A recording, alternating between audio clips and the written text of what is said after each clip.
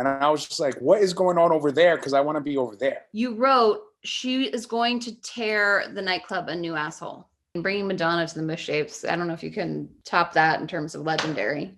Hey there, it's me, Roxy Cottontail. You might know me as a DJ, artist, designer, and New York City party promoter, or from my bunny logo. I'm putting all that on the table and writing about the years that transformed music and the New York City scene. I've interviewed 250 friends and colleagues I admire. I ask all and reveal all. Please join me and the tales to rediscover the 90s and the Y2K magical landscape of music, art, technology, and streetwear. This is Roxy's Tales. So who are you? What do you do? I'm Junior Sanchez. I am a DJ, remixer, producer, lover of all things visual and musical and art. I'm a good person, good heart. Yeah, you are. You know? All the above. My next interview is with Junior Sanchez, a house music legend, DJ, and producer I'm lucky to call a friend and brobot. A pioneer on the forefront of electronic music, Junior's ear for all great things ignited my passion in new ways when we met almost 20 years ago. Go down the rabbit hole with Junior and I as we talk about the tale of the 90s and evolution in the Y2K era and beyond. Without further ado, here's Junior. When did you start DJing? I was technically, I started DJing. I was 11 years old, for sure. And I was DJing in my closet. Like, you know, I made believe that my closet was a DJ booth. So I took all my clothes out and just stuck turntables in there and shut the door and made believe I was in my own little world. Then around 14, 15, I started playing actually out in clubs, like Peter Gation clubs. Really? Yeah. At 14? 14, 15 years old. Yeah, I started playing at Club USA in the Terry Mogliere room. I did the Tunnel, the Kenny Scharf room, which was the furry room. Yeah. Limelight, Sanctuary, the shampoo room, all the rooms. And yeah, that's how kind of I started. Do you know how we met? I'm trying to remember how we met. I don't remember how we met exactly. Yeah, I don't either, but according to some emails and footage I've sent you also, you were playing at Transit in Philadelphia, which is a mega club in Philly. Were you playing Making Time? Do you know what party you were playing? Wait a minute. Is this I think I remember this. Is this a party where I was playing like the house room and you guys were doing a party in the other's room and Wes was playing for you and Amanda Blank? Amanda Blank was performing. Yeah, she was. Yeah. I remember that. Yeah. And I remember I was kind of upset because my sound was horrible in my house room and everybody was in your room. And I was just like, what is going on over there? Because I want to be over there. So I remember like walking to your room or to that room just to see what the fuck was popping. I'm like, yo, this room is popping. That time of that you were curating was just like so exciting. And house music was kind of stale to me. And I was like, whatever she's doing, I want to smell it. I want to just be around it, you know? Then soon after that, we became friends and, you know, through our shared obsession with music and love. And I have an email here. I don't know if you can read this, but it says, you know, I wrote, you gave me like Josh Madden and Jordan from the MisShapes email and said that I should work with them. And you wrote, Roxy. Oh wait, he wrote, we'd love to have you at the MisShapes. No, but this isn't the one. There's one email where you write like, this isn't the one. You wrote, she is going to tear the nightclub a new asshole. You wrote something like that. But you basically wrote to them and like in my email introduction and that you guys heard me spin and you freaking loved it. And you immediately were like, you have to work with the MisShapes. Do you remember this? I do remember that. Yes, I do remember. And soon after, Whip It Wednesdays started, which this was a BPM magazine event that we did at our Whip It Wednesday at Stereo. and you Wow. played, Steve played. I have photos of this. You can smell like the cigarettes and debauchery just off of the photos. Like it was ridiculous. And I just spoke to Mark the Cobra Snake because I have photos of him photographing us. And it's just Wow. wild. Like I know you have been working in major clubs. Like where were you working? And I guess you were touring everywhere Mm-hmm. since you were 15 years old. No, so I had my first record out. I was sophomore in high school on Strictly Rhythm. So that was like my array into production. And I started playing the clubs early in New York, all the Peter Gation clubs. Then around 96, 97 was my first international DJ date. Because I Oh. formed a DJ trio with Sneak and Roger called the S-Men. So basically, I was hanging out with Roger and Sneak and Armand at the time, and then Roger had this idea to form like the invisible scratch pickles of house music because it didn't exist. Mm-hmm. So Sneak was around. We were like, let's just do it. And I was the youngest of the crew. I was a kid, like around these guys, and they just figured out and they knew like, wow, this kid's a sponge. Like I would clock every sample. I was just being this energetic dude. And Raj and Sneak were like, let's do the S-Men with Junior. And then that was like the first time I really started touring for real. And then it just went from one thing to another. And then next thing you know, I'm traveling on the road with Roger and Sneak. Our first show was Tribal Gathering London, 1997, opening for Kraftwerk, which was a crazy experience.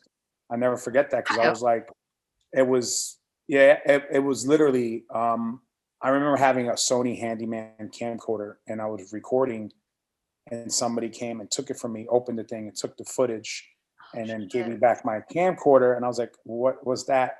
And then long story short, after the show, after the tour, I come back home and there's this box set, like a box waiting for me at home. Open up as a Kraftwerk box set, t-shirt, and my cassette, which was demagnetized. It was like all, which is fucking crazy. But yeah, I was touring. I started touring young.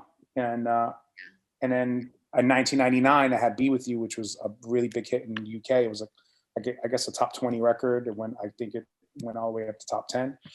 And that's when my career took off. It just, started snowballing from there.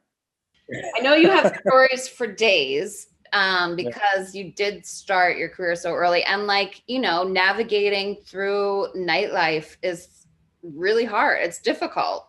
And props to you for having such longevity and, just a testament, I think, to your character. You're the man. Yeah. I mean, yeah, you're right. It hasn't been easy. It's been, well, I guess it seems harder now as you're older, but I made a lot of decisions when I was younger based on my heart and art, never on money or vanity or I'm going to do this. To me, art was, we got house music because it was disco's revenge, and I think without house music, it spawned a lot of things like, LCD Sound System and James Murphy and, The Rapture, like all these things. Yeah, there was times where, kids were picking, dropping down the guitars and picking up turntables. And then the opposite kids were, picking up guitars. It's like, I understand all that stuff happened within the culture, but I was intrigued by that. I was always trying to find things that were pushing our culture forward, and also combining styles and kind of cross-pollinating different things. I always look at the early times of like Uptown and Downtown with like when Debbie Harry met the Beastie Boys, or let's say where she went for her foray into the Bronx, or the combination of CBGBs and the art world. Like that, all that stuff always intrigued me, and I felt like that's what house music needed. It needed more, more that, I wouldn't say, I guess a little bit more like fun and diversity, let's say, because it got really stale for a minute. Yeah. When do you feel like that the culture was changing? I know, Napster was like that whole implosion of just the introduction of an MP3 file is part of the story that I'm telling as well. Like you were on vinyl, right? Yeah, I was playing on vinyl. I remember a big the big transition between vinyl and CDs. I just never believed in CDs. I was like, this is not. I always say I made two wrong errors in life. Like I remember being in Europe and watching like on Viva, like a German MTV, and I remember watching like NSYNC or some shit, and I'm like, oh, this will never work in America. That was totally wrong because it's just what it did. And then the CDs, I remember going, this is so awkward because it was like a little square box with a jog wheel. I'm like, this to me, CDs were like wedding DJ stuff, and we're never gonna get rid of our vinyl. And then I quickly learned with the incarnation of the CDJ 1000, the first one, where you can manipulate the CD as a piece of vinyl, like a turntable. Yeah. I was like, this is happening, and I quickly adapted. For me, like that was just like opened up a whole world of music where it just changed my life. So what were other memorable moments for you in these like late 90s to the 2000s? I remember being really into the downtown scene and coming from the house, me coming from where I came from, I guess the house world, but going into lit and going into these, happy endings, going to these bars. And I'm like, I want to play. And they're like, we can't afford you, or why do you want to play here? What are you doing? And I'm like, going from proper sound and proper DJing, good setups to like rinky dink CDs, like bar fucking shit, right? Yeah. But for some reason that really had me, it fired me up. Like it inspired me, You knew something was happening and you could smell it. When you walked into a room or I saw you, you knew something was going on, and you were being, I guess in retrospect, I felt like I was a part of a growth or this kind of evolvement in New York City in music, where house music had a part of it too, but so did rock, and so did electro, and so did new wave and post-punk, like all these things, hip hop, everything had a part of it. Yeah, there was these little sections that were compartmentalized, but they're kind of all mixed. And I loved that because I was the type of kid in high school that I didn't have a crew or a scene. I just gelled with everybody. I gave my friend this James Baldwin shirt that a brand called Ignored Prayers, it's also a friend of mine created, and they put a quote from James Baldwin inside the shirt. So she took it off. She's like, I didn't even know this was in here. And it's so cool. It says, the role of the artist is exactly the same as the role of the lover. If I love you, I have to make you conscious of the things you don't see. Oh, that's amazing. And yes. I feel like, as creative people who are artists and lovers, we're going to be like-minded and fall into the same lane because of that. Yeah. And then I love to share. So sharing you, let's say, with the MisShapes and or whoever, I was like, yo, you got to check this girl out. I loved, I was a fan of yours. I was falling in love with what you were doing. And I believe I saw this, it's just, when you're eating, when you're getting a taste of this first bite of food, right, that you never had before, you're like, your mind blown. You want to share that. You're like, you got to try this. You have to understand what this is. And that's how I always was and still am. Yeah. And, I love to share beautiful things. I am too. It took me a little while, because I had a lot of different people in my ear about how I should be an artist and I should write and I should perform. But I feel like my talent is discovering the talent and finding out what they're good at and giving them the stage or the connections or the platform to do it on. Well, let me just show you this. This is you. This is my BlackBerry, and that's you, a photo of you in the studio that I put as my screensaver. Oh my God, I remember that studio, I think. That's you. Yes. No, yes, I'm next to you. Yes. and I'm wearing an Anything shirt. But I also have video where I'm on tour. Oh, I was playing in Sweden, and you also were in Sweden. Do you remember that? I need that picture. I was in Sweden.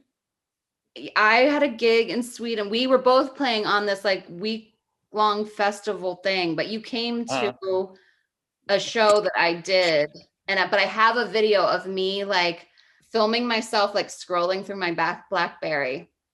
I was like filming everything because there was a point in 2006 that I was creating content for heavy.com, and it was like view generated prizes for each it girl, and so that's why I was filming everything I did. The innocence and excitement, I mean, it's just but that's what it is. It is the innocence. And I think that time of my life was rediscovering my innocence again in a whole new way, because we had it the first time, right? I think when I first got into house music or first got into DJing, there was innocence. I didn't know how to make records. I didn't know how to produce. I didn't know how to so there was that innocence. And then meeting you, and then going into this whole world of that was happening. It was like rediscovering an innocence through other people, because you saw this, all this innocence and all this in the youth, whether it be this little punk kid that just discovered house record, or they just discovered Daft Punk. I'm like, really? Like, I remember like people bugging out over Daft Punk. I'm like, oh, this is hilarious. I love this. This is so cute. Like, it made me, it just made me feel warm and go, wow, this is awesome. Like Daft Punk weren't appreciated till 10 years after Homework. Yeah. Well, I asked if you went to John Street because the Rapture played that party and a bunch of other bands like The Fever, but I interviewed the guys who started it, and it was a party in the financial district. It was like this really gnarly rock and roll bar, or I would say I know what you're talking about. Yeah. Yeah. Which was weird back then to be in a financial district. I remember that party. Yeah. Yeah. But, I think that their story is important to, because my first party I threw there. The one in November 2003 with Hollertronics and Tim Sweeney. I threw it there because I had gone to this party, and I was like, I want a place that's a destination that like no one can just roll up onto. Yeah. The Fever. I remember that band. I remember giving, I don't know if it was one of their first shows or the first show, but it definitely was one of their first shows for sure. Scissor Sisters, I had a band called Output. It was a short-lived thing that I did. And we played Central Fly, and then Scissor Sisters opened for us. We gave them $300. I remember that. That was hilarious. Wow. What were like some favorite artists that you either loved or worked with in the 2000s? There was a lot, actually. Moving Units. I remember working with Moving Units a lot. I remixed a lot of really great bands. I remember in the early 2000s remixing shit for free just to show people I can do it, which was like The Bravery, The Faint, because they were like, why do you want to even work with us? I'm like, just because I do, because I love what you're doing. And but then I finally got my shot. Jason Flom and David Walter at Virgin. I would go there all the time, like, just give me a shot, just let me. And I became like their plumber. I was just fixed shit. You just wanted stems, or you were what? No, so long story short, I got a call from David Walter, and he was like, hey, we the new Gorillaz record called Dare is not working on US rock radio. We still had I guess we still had rock radio in New York, which is 92.3 K-Rock. We had K-Rock. And he was like, we want you to make a version that maybe K-Rock could play of Dare. I'm like, okay. So I did it, knocked it out the park, and that version, my version, was the one that played on alternative rock radio. It got, helped the band sell, another couple 100,000 plus more units in the US. And that led to my relationship with Virgin, where I worked on Katy Perry's first EP, the You're So Gay EP, and I did a cover of Use Your Love. I produced it for her, and I brought her over to Integrated. I remember bringing over to Beatrice in. They didn't let her in, so I didn't go in, like shit like that. Like, this is early on Katie's thing, taking her to cafeteria. She had no dough, buying her food. And so Gorillaz, that, and then flying to LA and going to Key Club and seeing Morningwood perform and going, I want to produce that band. and then meeting with the dude from Capitol when they were signed. He was like, nah, you can remix them. I was like, no, but then they got dropped and got signed to Virgin, and I winded up doing their whole record, you know? So yeah, I worked on a lot of cool projects at that time. Obviously the Madonna record.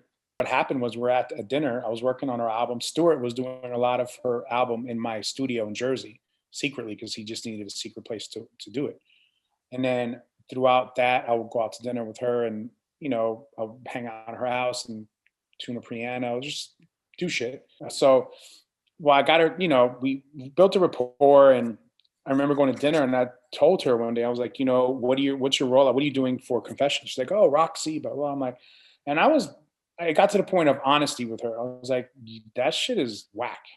You have the gay culture cemented. So that's a given, but you need the next generation of Basquiat's, the next, you know, Alexander Wang's, the next, you know, Keith Haring's, like the next Junior Vasquez's. Like you need that, like, and she's like, where do I do that? I'm like, you need to just do impromptu, come to the MisShapes, come and DJ with us and hang out, just hang. And though they're all gonna be there. The kids that need to understand who you are will be there. And after that, you can go to the Roxy, you could do your typical shit, but you need the next generation of kids to fall in love with you again.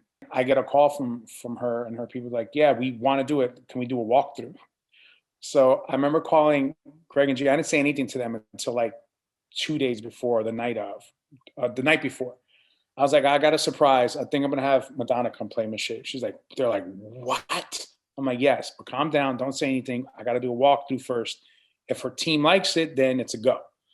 I remember driving over there, going and doing a walkthrough, and she was like, okay, I have no problem with this, Madonna. But her Liz, everybody, 20 security detail, they were like, no, we're not doing this. Like, I'm like, okay. And then she took me to the side. She goes, because it was a fucking Luke and Leroy's. I did parties there, I know. And she took me to the side. She's like, are you sure that this is going to be epic? I'm like,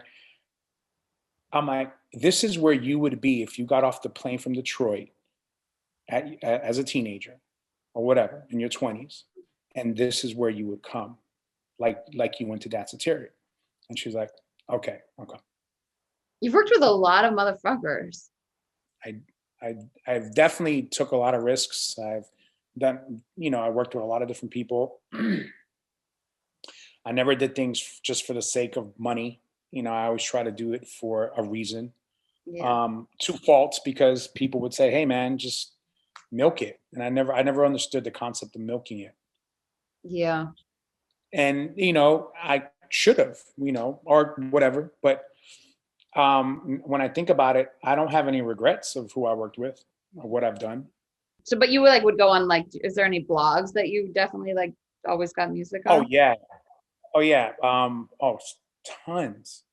But blogs, I remember like Pink is a New blog. I would go on there just to like for the brouhaha and the gossip. Obviously Perez actually broke. I got Perez to post my track with Katy Perry. I remember that vividly.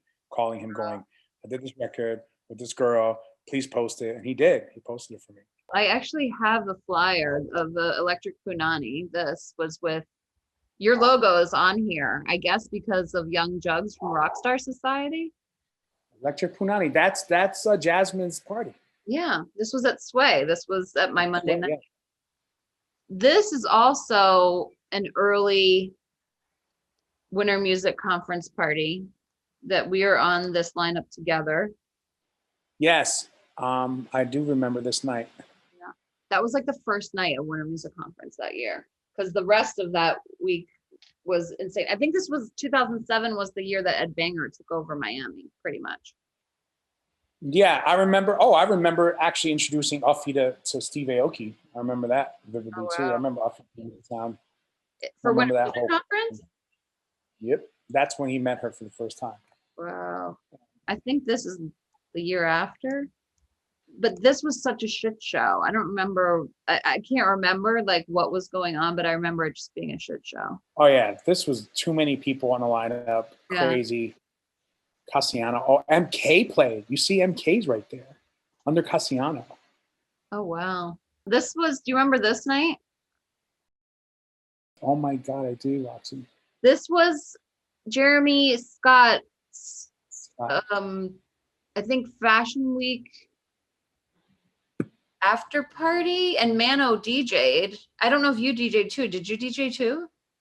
I don't know, but I remember being there. I remember that. I remember you. Yeah. I remember those glasses. There's more pictures of us. Oh my God. Oh my God.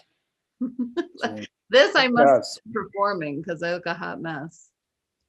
You all do. Oh, you look so cute. Look at us. Oh, No, God. we are so cute. It's too funny. We're adorable. And then See, look at you. I was doing a Wednesday at room service, but I just was going through all the flyers that even got promoted to me as well. So I did a Wednesday night at room service in 2007 with legendary Damon. But it's funny because Damon had me on as a guest on his show, his thing that he was doing. Yeah, I did during his too. Oh. After I had done Whip It Wednesday at Stereo with the MisShapes, then Damon asked me to do this 90s theme on Wednesdays. But you, for whatever reason, they were doing like a whole 1-year anniversary of parties for room service. And I just found your flyer. You said something before where you were like, I don't take myself seriously. And I think was a big problem for me too. I never took myself seriously. So I never took my art seriously, or the music I made, or I was just doing it because I loved it. But I never, I was never like, this is me, this is who I am, this is what I'm doing. I never took myself seriously as I should have, a little bit more. Probably that, you didn't take yourself seriously as much as other people did.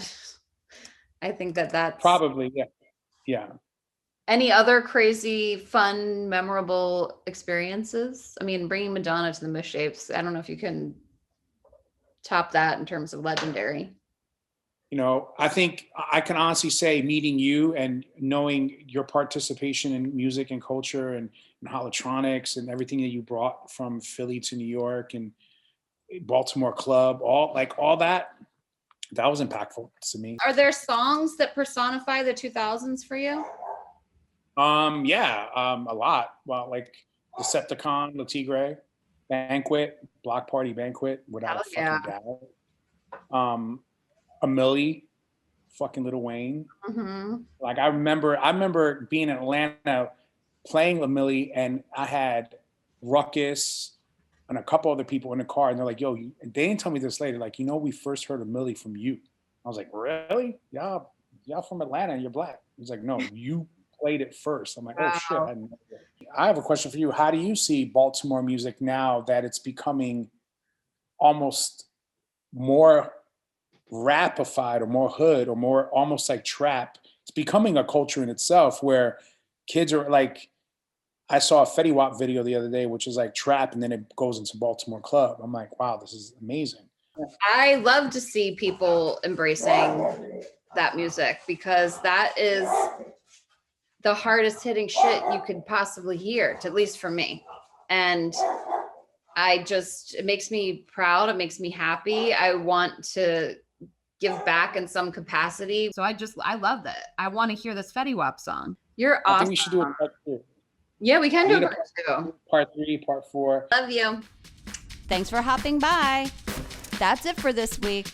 Don't forget to subscribe, like, share, comment, and stalk. Bounce, little kitty.